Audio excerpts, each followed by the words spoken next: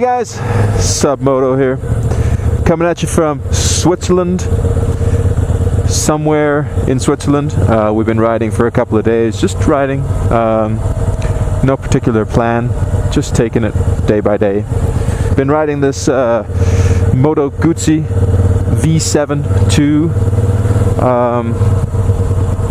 It's a pretty nice bike, not exactly something I'd want to buy on long term, but it has a lot of torque, so it's perfect for this kind of stuff. And yeah, wow, look at this nature. So I want to talk about why we ride.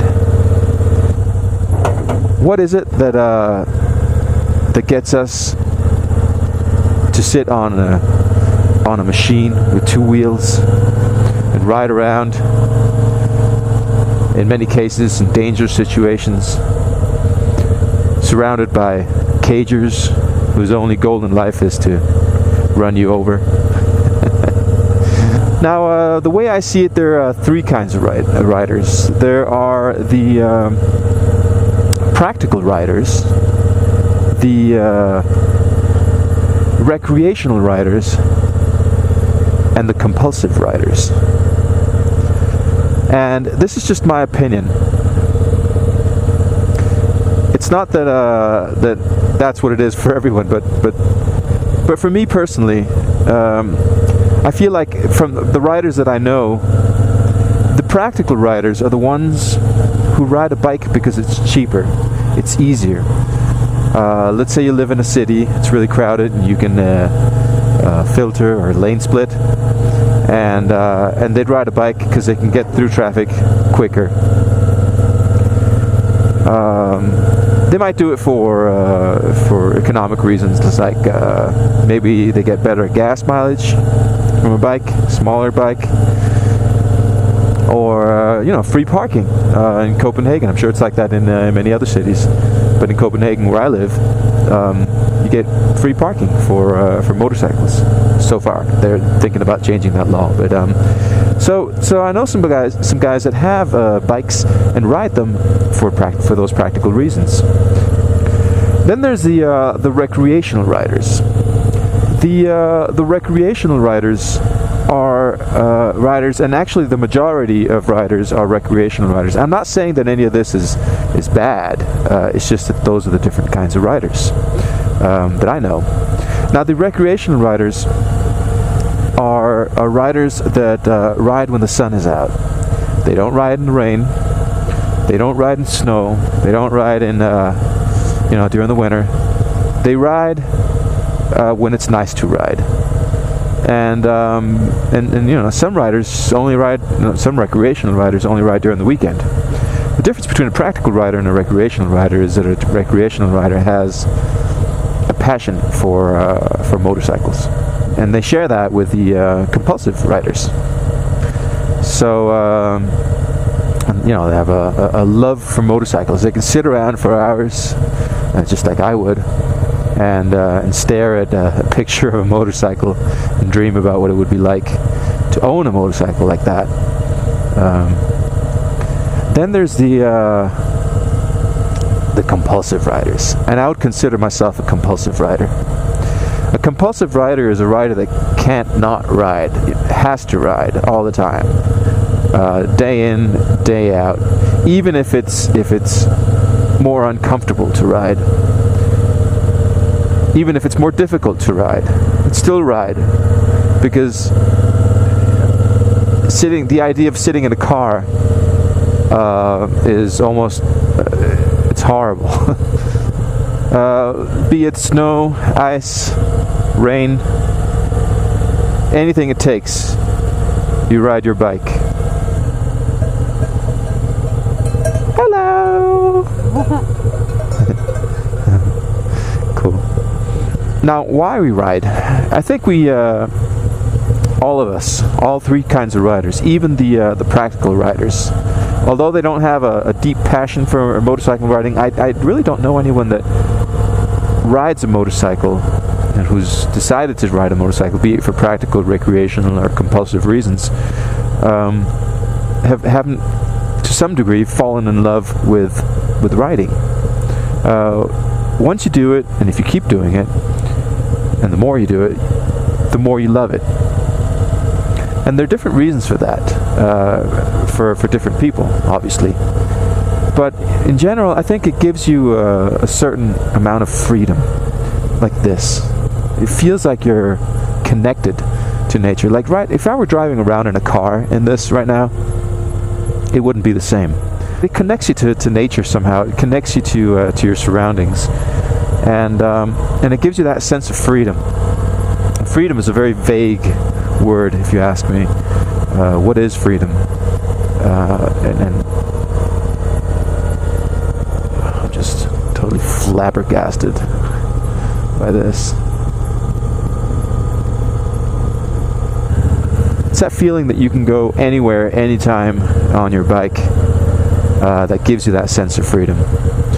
And it's strange because I guess you could go anywhere in a car too, but for some reason it just feels like when you're on a motorcycle,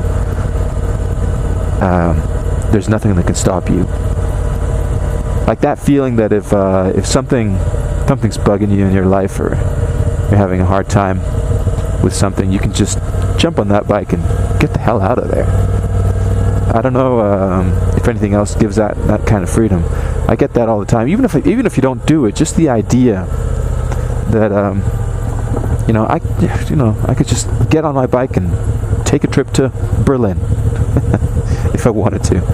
Go to France. Doesn't matter. Now for that, obviously, that's one of the reasons I've been looking at this V7 and the Ducati SS900 and other bikes. A bike that's newer, that I can trust, that I can ride long, because the Cafe Racer is really cool and all that, but I don't trust it for longer trips. And although I probably could do this on a 250cc, it just wouldn't be the same. Just a quick stop here to enjoy the view, the atmosphere, the cows, and you hear their cowbells. And there's the V7. Beautiful bike. It's got a lot of torque, which is good. I think it's a bit heavy. It's not that heavy actually. It's just, it feels heavy. It's even more amazing for people like us because we come from a flat country. Denmark is pretty much just flat. You've seen that from the other videos. Here comes a farmer. He's probably gonna want to say something to us. I'm not gonna understand a word because although I do speak German, this Swiss German is like completely different from normal German. Really hard to understand. Jeg er bange for, at han skulle sige noget til os. Ja. Ich verstehe es nicht. Können Sie es bitte noch einmal sagen? Another reason for riding is it changes you. It changes you as a person.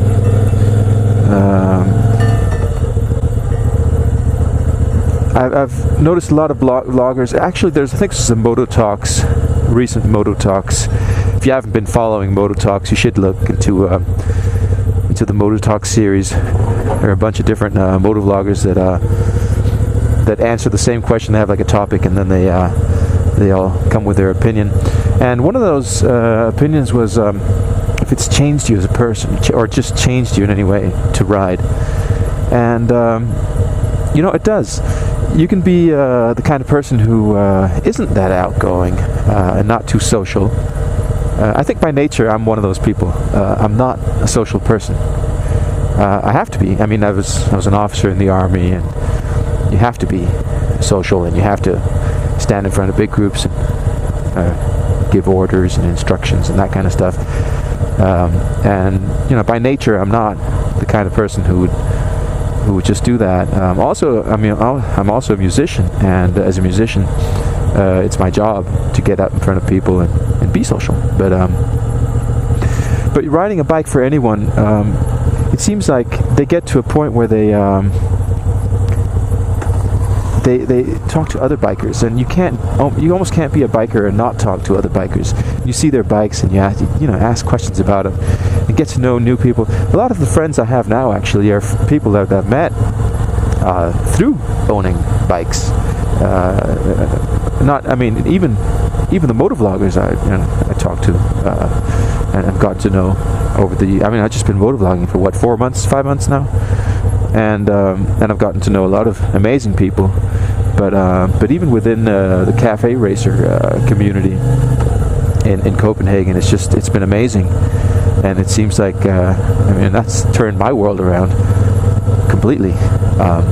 So that's another great reason to do it. And even if your goal is not to become more social, you almost will automatically.